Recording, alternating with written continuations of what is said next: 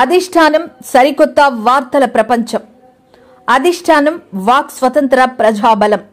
Welcome to అధిష్టానం TV. ముందుగా bulletin లోని హెడ్లైన్స్ చూద్దాం. విశాఖలో ఘనంగా 10వ అంతర్జాతీయ యోగా దినోత్సవం.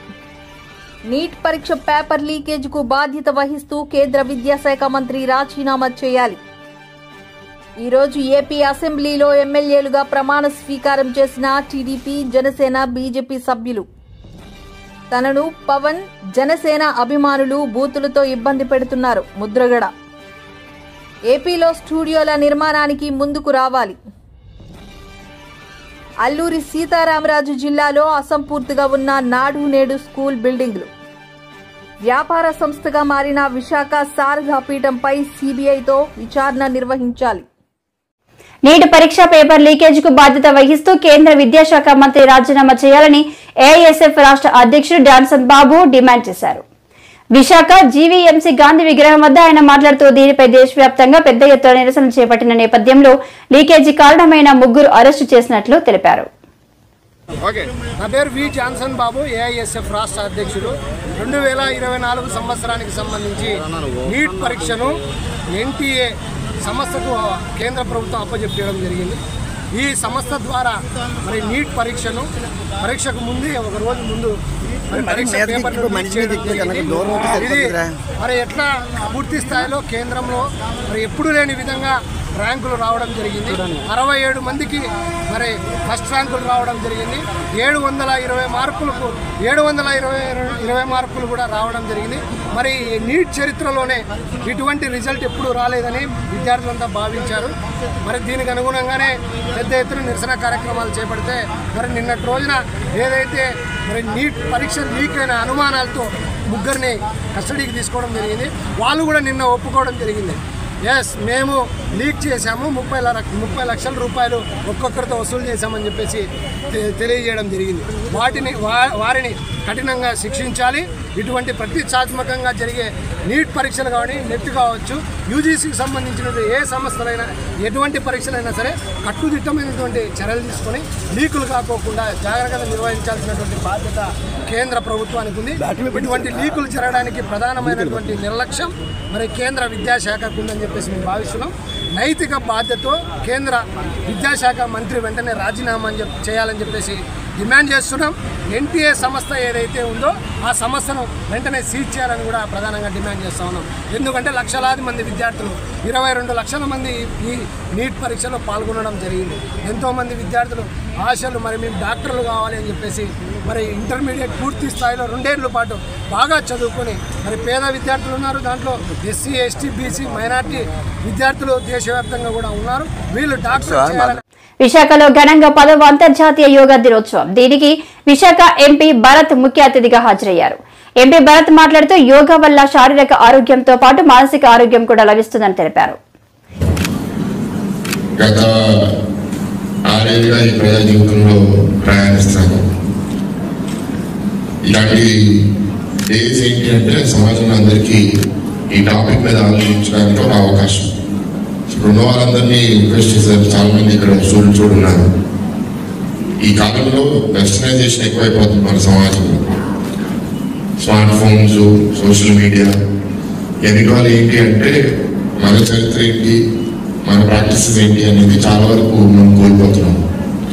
వెస్టర్న్ మెడిసిన్ కూడా ప్రపంచవ్యాప్తంగా ఓవర్టేక్ చేయడం వల్ల Indian medicine, Indian practices, Indian rituals, వాటిలో ఉన్న విలువ ఏంటి, వాటిని డాక్యుమెంట్ చేసుకుని సైంటిఫిక్గా ప్రాపగేట్ చేసే అవకాశాలు మనం చాలా వరకు మిస్ అయ్యాం.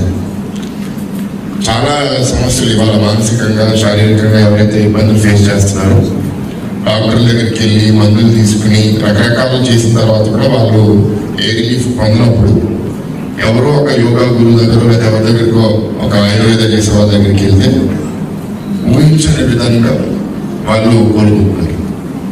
అది అర్థం ఏంటి అంటే మన హిస్టరీలో మనకున్న ఈ ప్రాక్టీసెస్ వాటి విలువ ఏంటో మనకే తెలియదు. ఇందాక ఈఎంసీ కమిషనర్ గారు మాట్లాడుతూ చెప్పారు, ప్రపంచవ్యాప్తంగా యోగా చాలా మంది వాడుకుంటున్నారు, కానీ మనం ఎంత మాట్లాడాలి మనతో మాట్లాడట్లేదు. ఇక్కడ ఎంతమంది ఈ యోగా దినోత్సవం కాదు, మామూలుగా రోజు యోగా ప్రాక్టీస్ చేస్తారో చేతులెత్తండి. ఏదైనా చెప్పండి, అబద్ధం చెప్పాల్సిన అవసరం లేదు.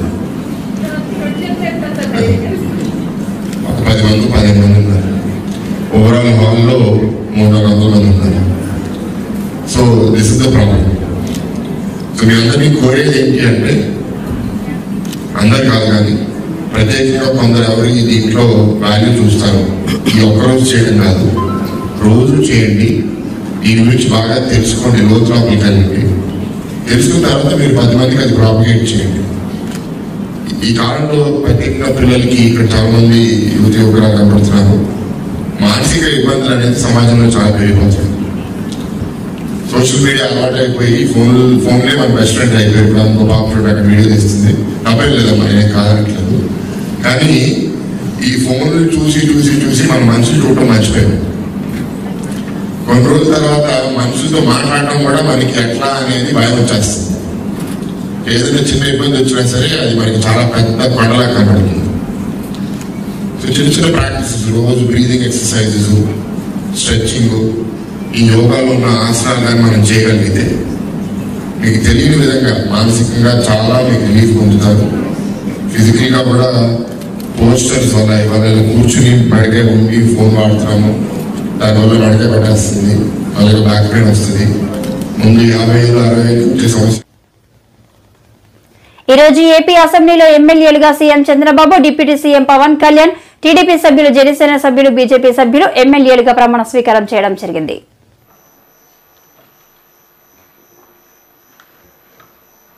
నారా చంద్రబాబు నాయుడు అనే నేను శాసనసభ సభ్యునిగా ఎన్నిక అయినందున శాసనం ద్వారా నిర్మితమైన భారత రాజ్యాంగం పట్ల నిజమైన విశ్వాసం, విధేయత చూపుతానని, భారతదేశ సార్వభౌమాధికారాన్ని, సమగ్రతను కాపాడుతానని, నేను స్వీకరించబోయే కర్తవ్యాన్ని శ్రద్ధాశక్తులతో నిర్వహిస్తానని దైవ సాక్షిగా ప్రమాణం చేస్తున్నాను.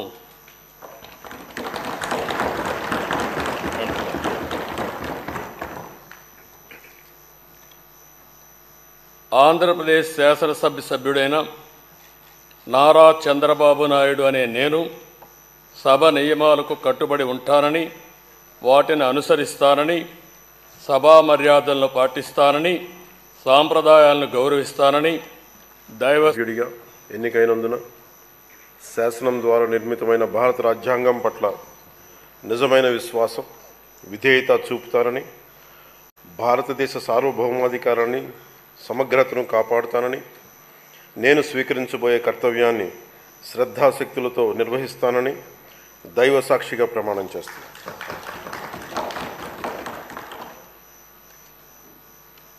కొణిదెల పవన్ కళ్యాణ్ అని నేను ఆంధ్రప్రదేశ్ శాసనసభ సభ్యుడైన కొణిదెల పవన్ కళ్యాణ్ అని నేను సభా నియమాలకు కట్టుబడి ఉంటానని, వాటిని అనుసరిస్తానని, సభా మర్యాదలను పాటిస్తానని, సాంప్రదాయాలను గౌరవిస్తానని దైవ సాక్షిగా ప్రమాణం చేస్తాను.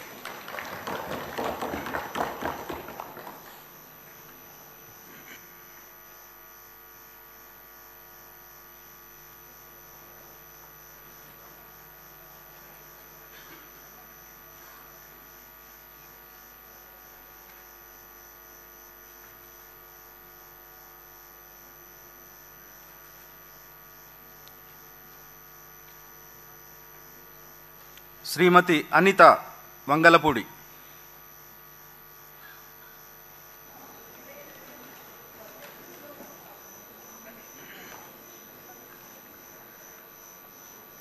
అనిత వంగలపూడి అనే నేను శాసనసభ సభ్యురాలిగా ఎన్నికైనందున శాసనం ద్వారా నిర్మితమైన భారత రాజ్యాంగం పట్ల నిజమైన విశ్వాసం, విధేయత చూపుతానని, భారతదేశ సార్వభౌమాధికారాన్ని, సమగ్రతను కాపాడుతానని, నేను స్వీకరించబోయే కర్తవ్యాన్ని శ్రద్ధాశక్తులతో నిర్వహిస్తానని దైవ సాక్షిగా ప్రమాణం చేస్తున్నాను.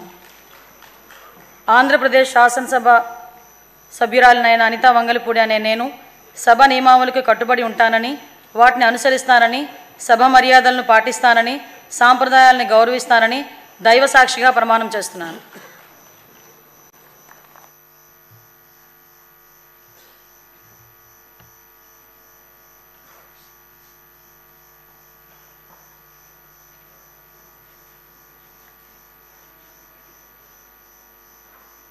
శ్రీ అచ్చెన్నాయుడు కింజారపు,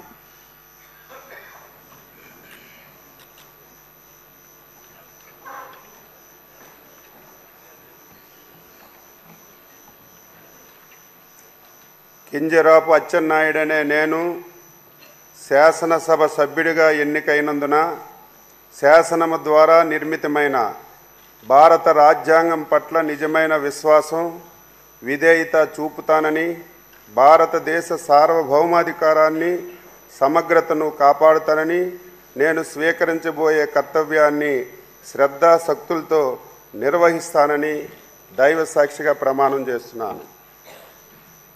ఆంధ్రప్రదేశ్ శాసనసభ సభ్యుడినైన కింజరాపు అచ్చెన్నాయుడనే నేను సభా నియమాలకు కట్టుబడి ఉంటానని, వాటిని అనుసరిస్తానని, సభా మర్యాదలను పాటిస్తానని, సాంప్రదాయాలను గౌరవిస్తానని దైవ సాక్షిగా ప్రమాణం చేస్తున్నాను.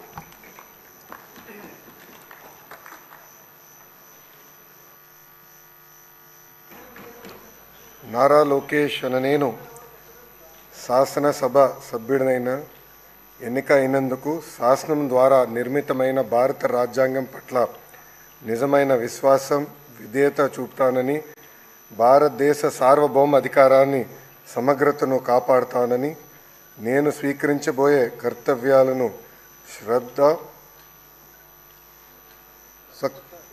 శ్రద్ధాశక్తులతో నిర్వహిస్తానని దైవ సాక్షిగా ప్రమాణం చేస్తున్నాను. ఆంధ్రప్రదేశ్ శాసనసభ సభ్యుడైన నారా లోకేష్ అనే నేను సభ నియమాలను కట్టుబడి ఉంటానని, వాటిని అనుసరిస్తానని, సభ మర్యాదలను పాటిస్తానని, సాంప్రదాయాలను గౌరవిస్తానని దైవ సాక్షిగా ప్రమాణం చేస్తున్నాను.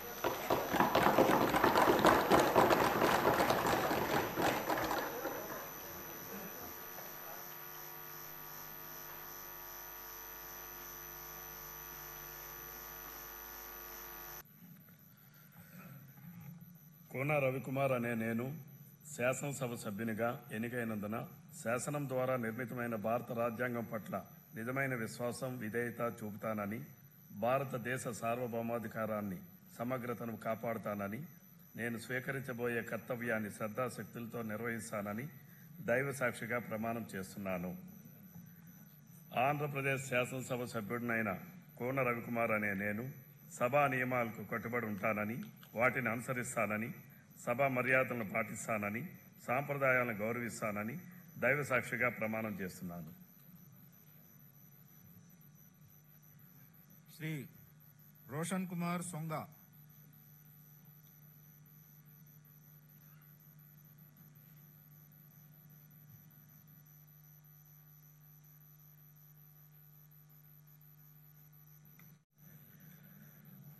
గుండు శంకర్ అనే నేను శాసనసభ సభ్యునిగా ఎన్నికైనందున శాసనం ద్వారా నిర్మితమైన భారత రాజ్యాంగం పట్ల నిజమైన విశ్వాసం, విధేయత చూపుతానని, భారతదేశ సార్వభౌమాధికారాన్ని, సమగ్రతను కాపాడుతానని, నేను స్వీకరించబోయే కర్తవ్యాన్ని శ్రద్ధాశక్తులతో నిర్వహిస్తానని దైవ సాక్షిగా ప్రమాణం చేస్తున్నాను.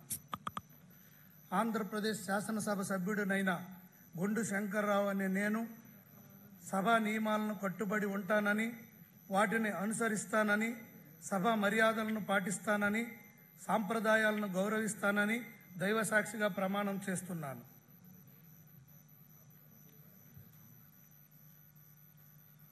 శ్రీ శ్యామ్ కుమార్ కెయ్యి,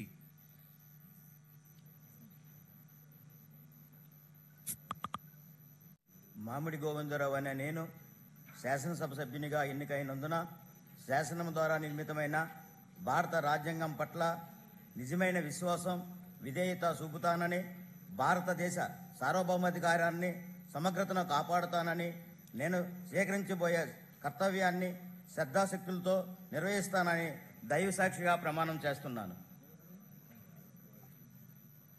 ఆంధ్రప్రదేశ్ శాసనసభ సభ్యునైన మామిడి గోవిందరావు అనే నేను సభా నియమాలను కట్టుబడి ఉంటానని,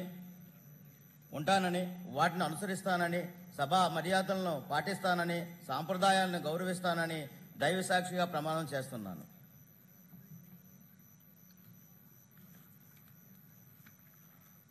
శ్రీ జగన్మోహన్ గురజాల,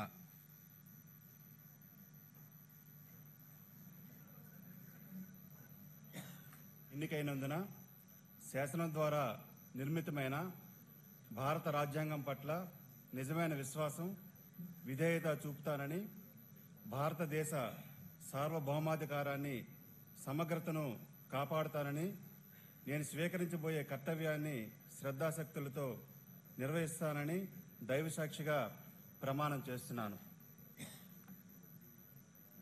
ఆంధ్రప్రదేశ్ శాసనసభ సభ్యుడినైన నిమ్మక జయకృష్ణ అనే నేను సభా నియమాలకు కట్టుబడి ఉంటానని, వాటిని అనుసరిస్తానని, సభా మర్యాదలను పాటిస్తానని, సాంప్రదాయాలను గౌరవిస్తానని దైవసాక్షిగా ప్రమాణం చేస్తున్నాను.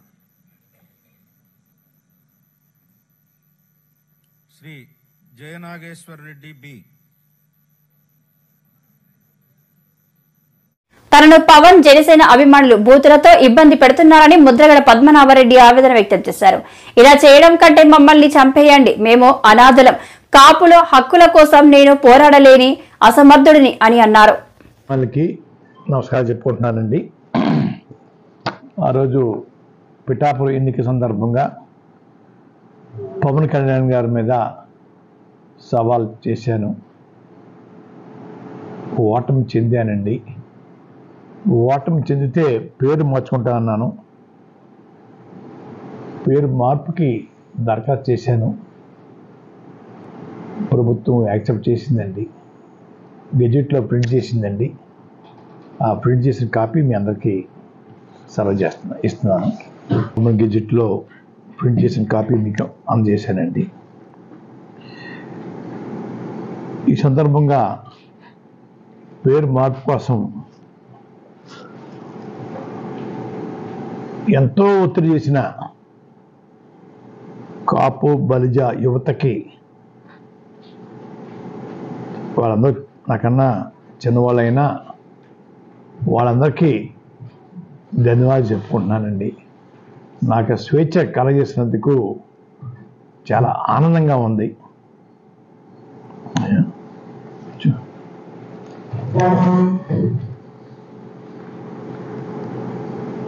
గతంలో జగన్ గారి పాలనలో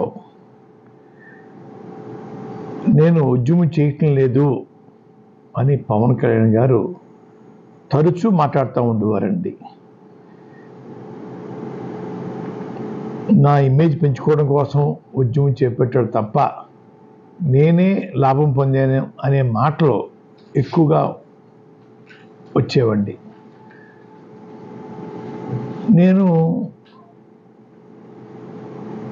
చేతకానివాడిని, అసమర్థుడిని, అమ్ములు పోయాను కాబట్టి ఆ రోజు ఉద్యమాన్ని కొనసాగించలేకపోయిన పవన్ కళ్యాణ్ గారు కాపులకి నేను వారి కోరిక నెరవేర్చలేకపోయాను. మీ చేతిలో రాష్ట్ర ప్రభుత్వం, కేంద్ర ప్రభుత్వం కూడా మీ చేతిలో ఉన్నాయి. కాపుల యొక్క చిరకాల కోరిక తీర్చే అవకాశం, తీర్చే దమ్ము, ధైర్యం మీకు ఉందని నేను అనుకుంటా ఉన్నాను. ఆ దిశగా మీరు తలుచుకుంటే కొన్ని రోజుల్లోనే రాష్ట్రంలోనూ కేంద్రంలోనూ ఆ రిజర్వేషన్ ఇప్పించగల సత్తా మీకు ఉందని నేను భావిస్తూ ఉన్నాను. ఆ దిశగా ప్రయాణం చేసి మిమ్మల్ని ప్రేమించే కాపు బలిజ యువతని సంతోషపరచమని నేను కోరుకుంటా ఉన్నానండి. అలాగే మీ చేతిలో రాష్ట్ర ప్రభుత్వం, కేంద్ర ప్రభుత్వం మీ చెప్పు చేతల్లో మీ అండతో ఉన్నాయి కాబట్టి ప్రత్యేక హోదా కోసం ఒక అడుగు ముందుకు వేయమని నేను కోరుతా ఉన్నానండి. అది కూడా సాధించాలండి. యువత చాలా నిరాశ నిస్పృహతో ఉన్నారు. ఆ రోజు ఏపీలో స్టూడియోల నిర్మాణానికి ముందుకు రావాలని రాష్ట్ర పర్యాటక సినిమాటోగ్రఫీ మంత్రి కందుల దుర్గేష్ చిత్ర పరిశ్రమ ప్రముఖులను కోరారు. గురువారం సచివాలయంలోని 2వ బ్లాక్ లో మంత్రిగా బాధ్యతలు స్వీకరించిన అనంతరం ఆయన మీడియాతో మాట్లాడారు. 63% తగ్గిపోయినటువంటి సందర్భాన్ని మనం చూసాం. అదేవిధంగా ఎక్కడైనా సరే పర్యాటక అభివృద్ధి జరగాల్సిన ప్రాంతాల్లో ₹1 బడ్జెట్ ఇవ్వకపోవడం వల్ల వాటిని అభివృద్ధి చేసుకునేటువంటి పరిస్థితి లేనటువంటి విధానాలను కూడా మనం చూసాం. ఇవాళ ముఖ్యంగా పర్యాటకం పట్ల కానీ కళల పట్ల కానీ ప్రత్యేకమైన శ్రద్ధ ఉన్నటువంటి ముఖ్యమంత్రి శ్రీ చంద్రబాబు నాయుడు గారి నేతృత్వంలో, అదేవిధంగా వీటి పట్ల పర్యావరణ హితమైనటువంటి పర్యాటకాన్ని అభివృద్ధి చేయాలనేటువంటి ఆలోచన ఉన్నటువంటి మా అధ్యక్షులు పవన్ కళ్యాణ్ గారు డిప్యూటీ చీఫ్ మినిస్టర్ గారి యొక్క ఆధ్వర్యంలో రాబోయే 5 సంవత్సరాల కాలంలో ఒక అద్భుతమైనటువంటి పర్యాటక కేంద్రంగా ఆంధ్రప్రదేశ్ రాష్ట్రాన్ని ముందుకు తీసుకెళ్ళడానికి మా శాఖ ద్వారా మా అధికారులు మేము కలిసి తప్పనిసరిగా ప్రత్యేకమైనటువంటి శ్రద్ధ కనపరుస్తామనేటువంటి మాటని ఈ సందర్భంగా తెలియజేస్తా ఉన్నాను. ఇవాళ టూరిజం అంటే రకరకాలుగా టూరిజం విస్తృత స్థాయికి వెళ్ళింది. అది పర్యావరణ హితమైనటువంటి ఎకో టూరిజం కానివ్వండి, ఆధ్యాత్మిక శోభను సంతరించుకునేటువంటి ఆలయ టూరిజం కానివ్వండి, టెంపుల్ టూరిజం అంటాం అది కానివ్వండి, అదేవిధంగా అడ్వెంచర్ టూరిజం, ట్రెక్కింగ్ లాంటివి, రోప్ వేల్లో చేసేటువంటివి, ఇవన్నీ కూడా అడ్వెంచర్ టూరిజం కానివ్వండి.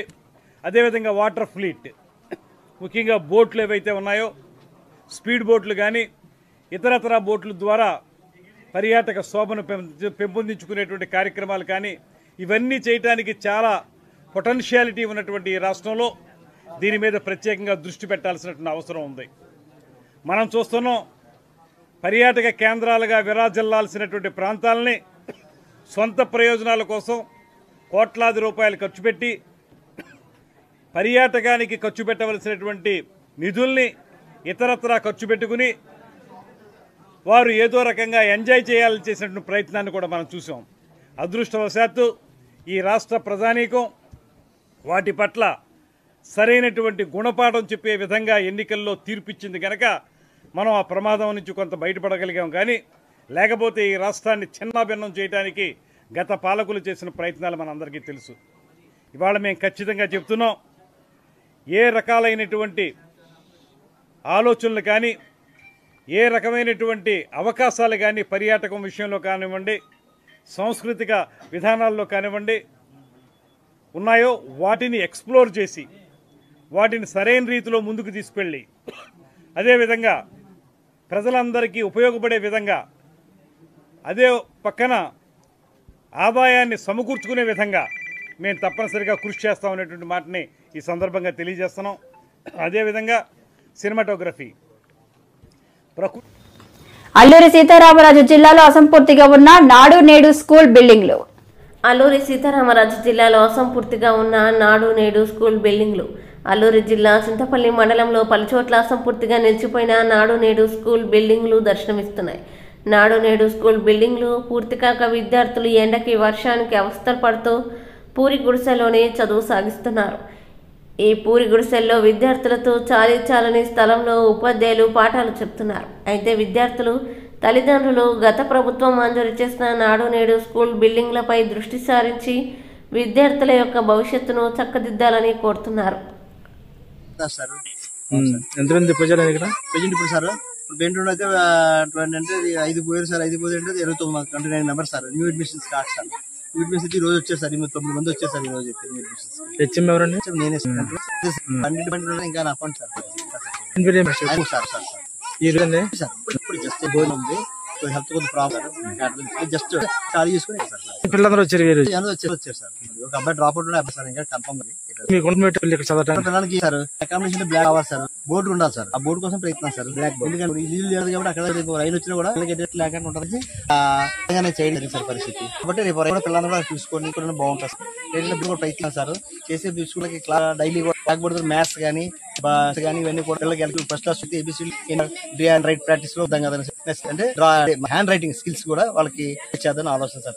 బిల్డింగ్ ఎందుకన్నా పూర్తి కాలేదు మరి లాస్ట్ తెలియదు సార్, అది వేరే లాస్ట్ హెచ్ఎం గారు లాస్ట్ వచ్చింది నేను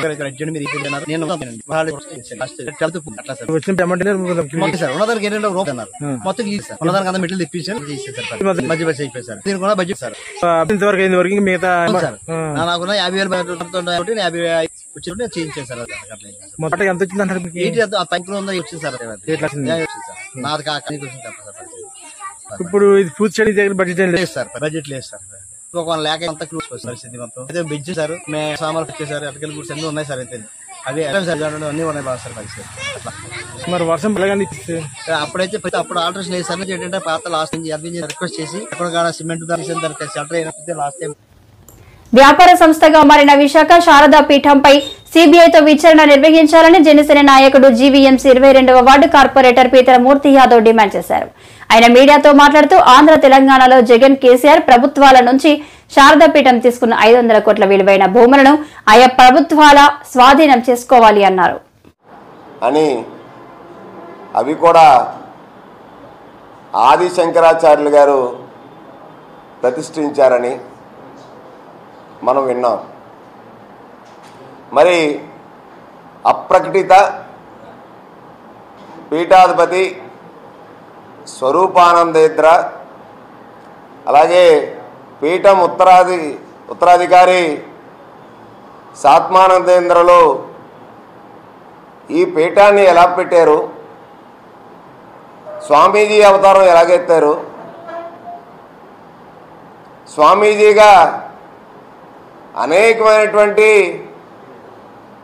అక్రమాలకు అక్రమ వసూలుకు పెద్ద ఎత్తున పాల్పడ్డారు అని